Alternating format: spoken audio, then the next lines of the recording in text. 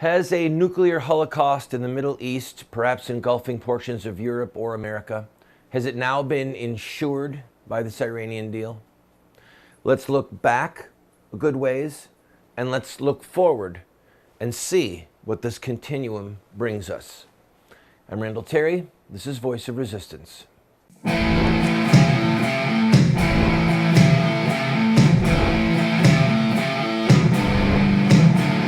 Those who forsake the law praise the wicked. Those who uphold the law resist them. Welcome to the Voice of Resistance. Here's your host, Randall Terry. We are in great danger. I might as well tell you right up front. I don't know how long it will be before the danger manifests itself, but we are in great and grave danger. Not merely because of this deal with Iran, but because of our ethics as a people and because of our lack of critical thinking leadership. Leadership with the proper ethics, with the proper wisdom, and with the proper courage.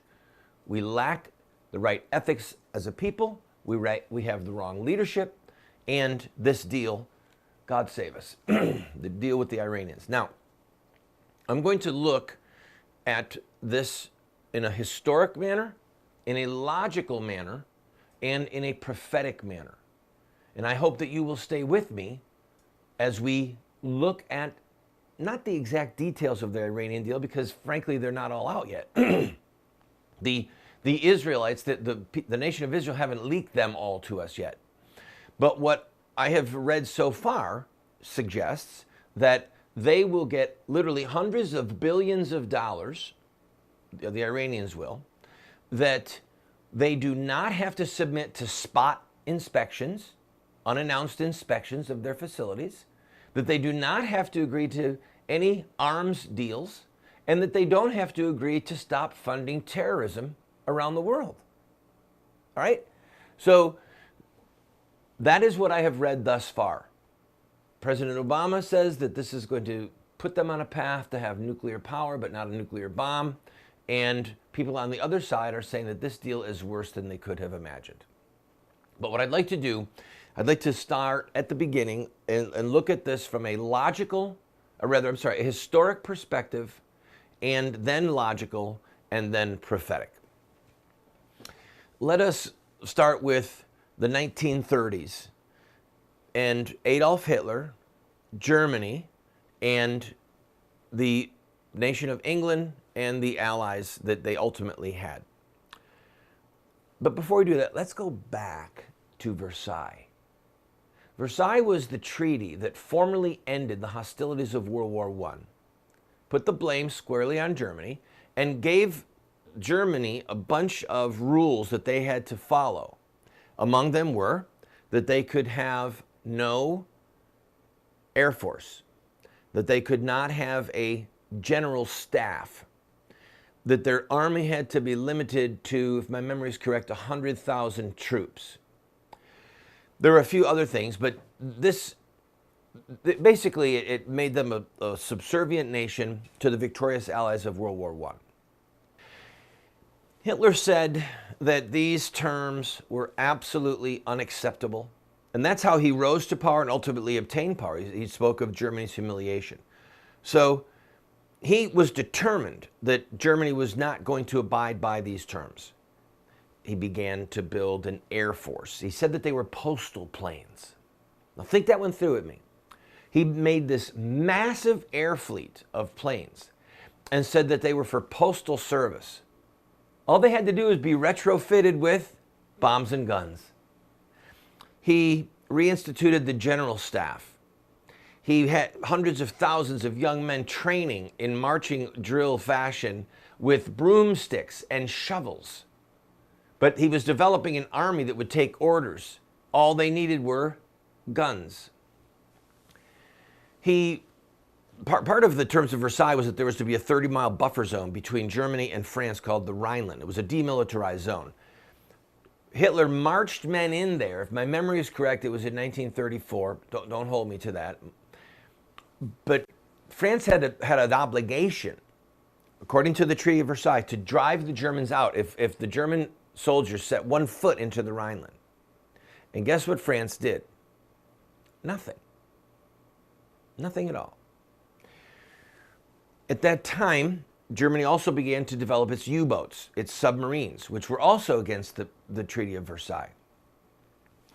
Having a general staff was against the Treaty of Versailles, and they did that. So slowly but surely, Germany broke one portion of the Versailles Treaty after another, and the people who were morally obligated and politically obligated and under international treaty obligated to stop Germany did nothing. I mean, don't get me wrong. They had public statements, sort of like John Boehner or Mitch McConnell. They flapped their jaw, but they did nothing. I'll be right back and tell you who the biggest trading partner with Germany was prior to World War II and what was their number one item that they traded.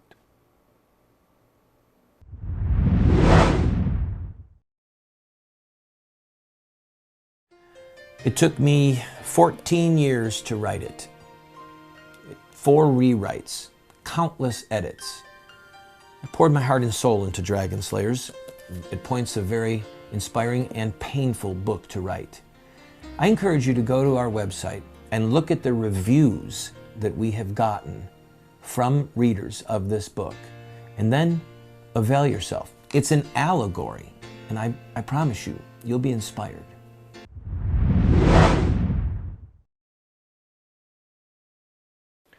As we look at the Iranian deal, which is paving the way for them to get nuclear weapons, I'm going to look historically, logically, and then prophetically at this. So we're finishing up the historic right now.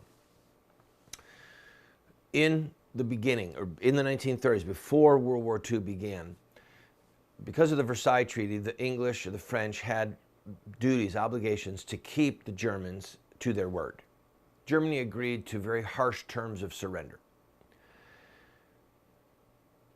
When the German troops marched into the Rhineland, the demilitarized zone, Hitler said, "This is all I want.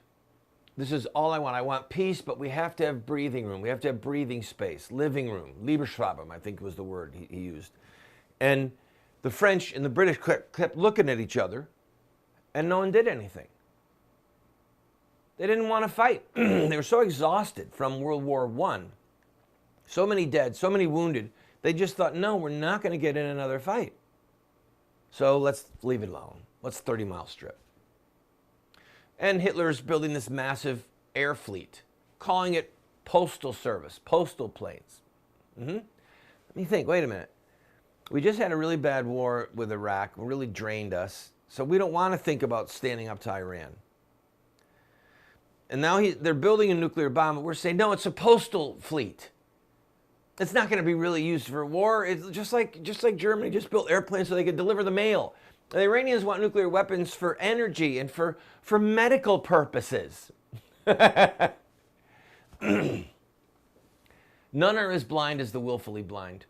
So anyway, we see that Germany was aggressive, lying, duplicitous. Hitler kept saying, all I want is peace. I want peace with our neighbors. And then they went and they had a coup. They took over Austria. They literally took it over. They murdered the head of the Austrian government, and they tried to have a coup at that point. It didn't work, but shortly thereafter, they rolled in with their army and they had a vote, and the high 90 percentile of people said, yes, we want to be a part of Germany. The Allies did nothing. Meanwhile, their U-boats are growing. They're building up a navy. Their air force is now getting bigger and close to parity with England, and then ultimately it passed England. And if you read the speeches of Churchill, if you look at what was going on from 34 to 38, then into 39, you see Adolf Hitler just browbeating and lying to and cajoling it one minute and kind of bumping the next up to MacDonald, then Baldwin, then Chamberlain, Chamberlain the appeaser, peace in our times. And that whole time, there's one British statement, one British statesman who never stopped decrying what was going on. Winston Spencer Churchill. He kept saying, look, you don't have arms of this force without using them. You don't have these many hundreds of thousands of young men marching with broomsticks and shovels without filling their hands with guns. You don't have an air postal system that you just don't quickly retrofit with guns and with bombs. And Churchill held Baldwin's feet to the fire when Baldwin admitted that the reason he did not call the British people to either stop Germany's air superiority from getting there and to build up England's air defense was that there was an election coming up. And they didn't want to lose the election.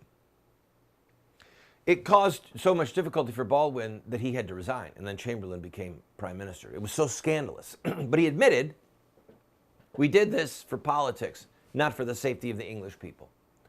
Well, friend, the biggest trading partner with Germany before World War II was the English. And the number one item that was sent from England to Germany, sold to the Germans, was scrap metal. Scrap metal. The British were very prosperous. They had tons and tons and tons of scrap metal, and Germany was an eager buyer. What do you think they were using that scrap metal for? Well, we now know. Airplanes, guns, U-boats, V-2 rockets. They stamped return to sender on their bombs. Maybe they put return to sender on the bottoms of their Stuka planes. They fought, the Germans took the Rhineland, they took Austria, then they went and they took the Sudetenland, the northern portion of Czechoslovakia, and at that point, Chamberlain said, we have peace in our times. They got together with Mussolini, Hitler, Chamberlain, and the leader of France, I can't remember his name, was Duvalier, forgive me, but they got together, and the Czechoslovakian representatives had to sit in the hall while their fate was decided for them. We're deciding the fate of Israel, Saudi Arabia. We're going to look at that when we come back from this break. But people, Chamberlain said, this is peace for our times. This is Obama saying we have a deal. It's going to prevent them from having a nuclear weapon. And what Winston Churchill said was, now war is assured. Now war is assured. And he was hated for saying it. He was belittled. He was mocked. And he was right. Who gathers these types of weapons and doesn't use them? Look back to the dawn of time. Think historically of a time when a nation amassed the ability to make and then did make any type of weaponry and then did not use them. Right up until the present day. We created nuclear bombs and we used them. Okay? In Japan at the end of World War II. They will get a bomb as a result of this deal. Just look at history, look at the parallels of history, and then when they feel that the time is right, they're going to use it.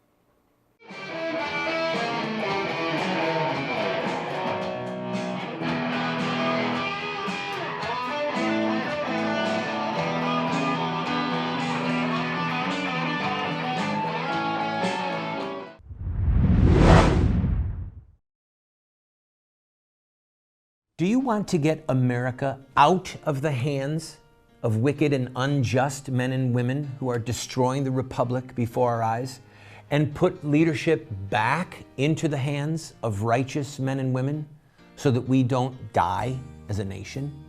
Well, you're talking about social revolution, and there are rules in social revolution. We can look at the victorious social revolutions of the past, such as the end of slavery, the end of child labor, women's voting rights, the end of segregation, and so much more, and learn from their victories. Look at their actions, their images, their rhetoric, their sacrifices, and their final fruit. We will send you this series that originally cost $129, 7 books for students, 1 teacher's guide, if you'll give a gift of any size and just pay for shipping and handling. Take advantage of it today.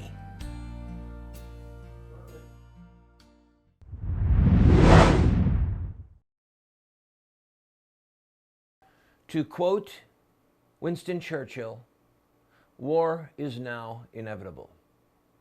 The only question is, who will be the combatants? Right now, Iran does not have a bomb, an ICBM, an intercontinental ballistic missile. They do not have a delivery system that can reach the United States with a nuclear weapon. They have airplanes, they have oil barges, they have boats. Now that they're going to be shipping a lot more oil, they could put a nuclear device on the deck of an oil barge, but I'm getting ahead of myself. Think logically. I took a moment to look historically, that one window of time, and you can find other examples in history where treachery occurred. But think logically with me, all right? Iran is still considered, it's still on our State Department's list as a state sponsor of terrorism, all right? What that means is that it's not a ragtag group or a fierce group like Al-Qaeda or ISIS. We label those groups as terrorist organizations. But there's a handful of nations that are called state sponsors of terrorism. And that's pretty self-evident. They take money and they sponsor terrorism. Libya used to be a state sponsor of terrorism. Cuba, North Korea still is a state sponsor of terrorism. And right now, the Iranian government is still sponsoring Hezbollah, Hamas. We don't even know what other individuals and groups around the region or around the world. They tried to have a terrorist attack here in the United States, okay? They were not, according to the reports that I read, they were not required to cease their state sponsorship of terrorism. Wasn't a part of the deal. And we're going to release, what, I think it was $150 billion to them now. Do you know how much terrorism you can buy for $150 billion? Think logically with me. Just think. This is a nation, Persia, all right, an ancient, proud people. The Persians at one point controlled a massive amount of the Middle East. They came in the early 600s and conquered Israel. They destroyed most of the churches. They were conquered by the Muslims shortly after that, but then Persia became a key part of the Muslim empire. Persia was predominantly Shiite. So the Shiite-Sunni conflict has raged with Persia being in the middle of it or on the edge of it for centuries. Now, a quick history lesson again. Sunni Muslims are those who believe that anybody can be the leader of the Muslim world, the caliph, okay? It can be a blood relative of Muhammad, or it can be just any good man. The Shiites believe, no, it has to be a blood relative of the prophet, okay? And that's the core of their fight. And so within one generation of Muhammad's death, this vicious, horrific fighting began, and the bloodthirstiness of that quarrel was disgusting to read then, and it's just as horrific to look at now. But it's there, okay? It's there. It hasn't died away 1 degree. That's why Saudi Arabia is now saying, if Iran's going to have a nuke, and they're Shiites, and they want to kill us, we're going to have a nuke because we're Sunnis, and we know that they're apostates, and we have to be able to defend ourselves. Think logically. The Persian Empire has been involved in conflicts for millennia, and they're a proud and ancient people, and now they have the theological permission to be warriors for Allah. Shiite warriors against apostate Sunnis, Shiite warriors, Muslims against that pagan infidel Jews, and Shiite warriors against the polytheists, the Christians, those who blaspheme God the Father by saying that God had a son. Blasphemers are those who say that Mary had the Son of God. That's what they are taught. So use logic. They won't submit to any spot checks of what they're doing with it. They have permission to have the stuff now. What do you think they're going to do? The only question is, where will it be used first? I'll be right back with one small prophetic look at this.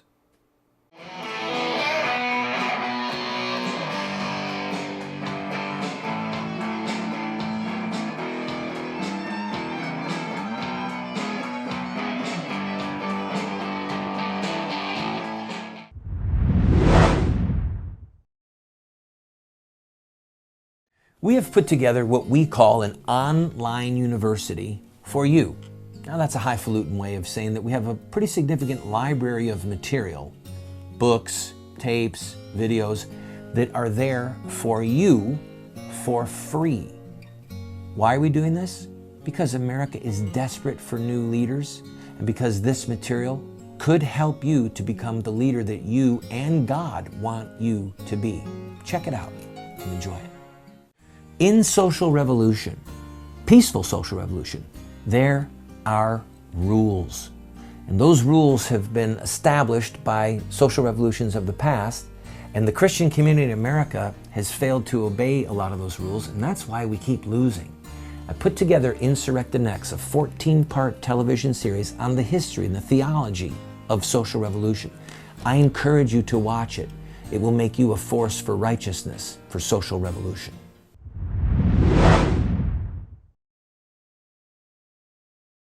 Hey, who's playing in that baseball game tonight? And did you hear about the NFL draft? Can somebody order pizza? Grab a six-pack while you're out. As long as we've got bread and circuses, let's face it, we're really not going to do much. But the Romans, where the coin or the phrase was coined, the Romans who had bread and circuses ultimately lost both. The circuses were gone. The bread was gone. And then people had an acute interest in local and national and international affairs because their lives were on the line. As a people, we are in a horrific place ethically. The blood of babies crying out to God for vengeance. This abominable crime against God was so-called homosexual marriage. And it's interesting, if you look at the book of Judges, then read 1 Samuel. We'll go all the way through the 1st, 2nd Samuel, 1st, 2nd Kings, 1st, 2nd Chronicle. Look at the prophetic books. You see that God's people go into sin, and then God literally hands them over oftentimes to a foreign power. They have a war come against them. They have an invasion. And then the people repent, but they still have to fight their way out of it, almost always. They don't get to just, God doesn't say, oh, now you've repented, I'll go kill all your enemies for you. No, they still have war. They have war as a sign of God's judgment, and then they have war to get rid of the judgment. And I believe it was Habakkuk who complained to the Lord, said, Lord, these people are wicked. The people that God was using to judge Israel were more wicked than Israel. And God said, I know. I'm going to use them to judge you, and then I'll judge them. And the other thing is, we don't have leaders with courage and with righteousness. If the U.S. Congress right now would do its job, if Mitch McConnell and John Boehner would say, we're not going to let this stand, we're going to pass some type of a law saying that this is null and void, let the president veto it, then we'll override the veto. If they would make this a hill to die on, rather than have our young men and women dying 10 or 20 or 30 years from now, if they would make this a hill to die on politically, maybe we wouldn't have to die on a hill somewhere in Saudi Arabia, literally, 20 years from now. But I don't know. Our Congress hasn't had the guts to stand up to President Obama on immigration, on his health care, on his... the president stood up to the Supreme Court with homosexual marriage. They're spineless wimps. Most of them are spineless wimps, and they're looking out for their own career. They don't want to be seen as being too severe or too radical or bringing forth something that can't be really done. Woe to them. Woe to you, congressman, because part of the reason America is now descending into horrific judgments and the demons of hell are rejoicing is because you have played the fool and you have played the coward. And when we have our demise as a people, some of the blood of this nation is going to be on your hands because of your failure to act courageously.